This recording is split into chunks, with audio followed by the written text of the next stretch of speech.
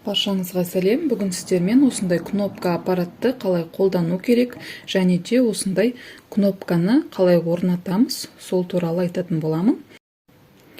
Кнопка жасау үшін бізге осындай пресс аппарат керек. Бұл примерно 7000-8000 арасы, және де осындай насадкалар болады. Осындай 4 штук. Бұлар отдельно бөлек сатылады, және де осындай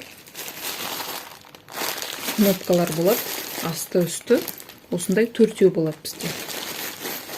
Осындай мешочекте болады, осындай 1000 штуктан сатылады бұлар. Бұлар да бөлек сатылады. Ең алдымен кнопканың орнын белгілеп алатын боламыз.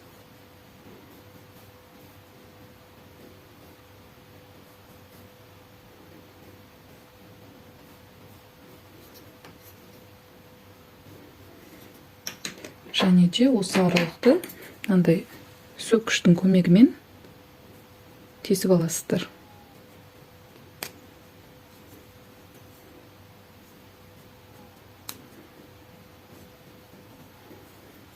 Барлығын сөйтіп тесіп шығамыз.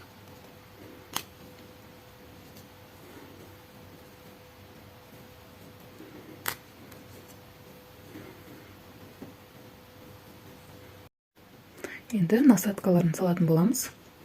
Мына осы жағын асты жағына саламыз. Мынау бізде үсті жағында тұрады. Осыны бұрап салатын боламыз.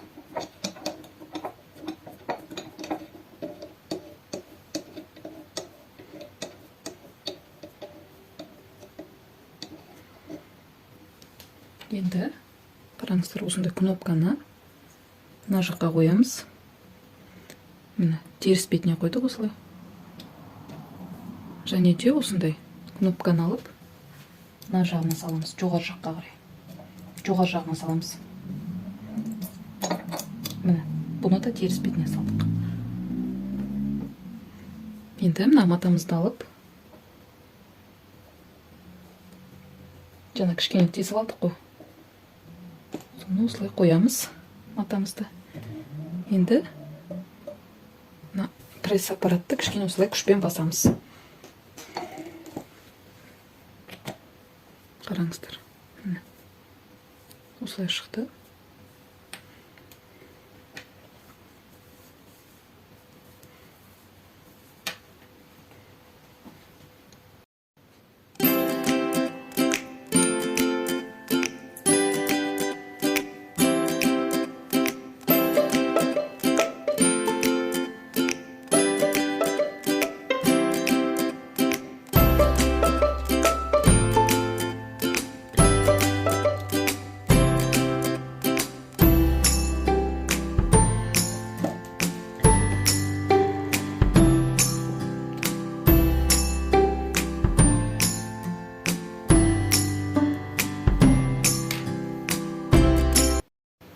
Енді астыңғы кнопкасын жасайтын боламыз.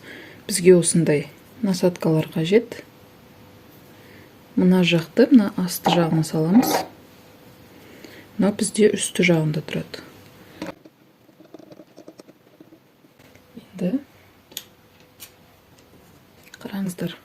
Мына бізде мынандай үшкір жағы, бұл бізде мына асты жағында тұрады. Мында қоямыз. Үстіне мына матамызды қоямыз.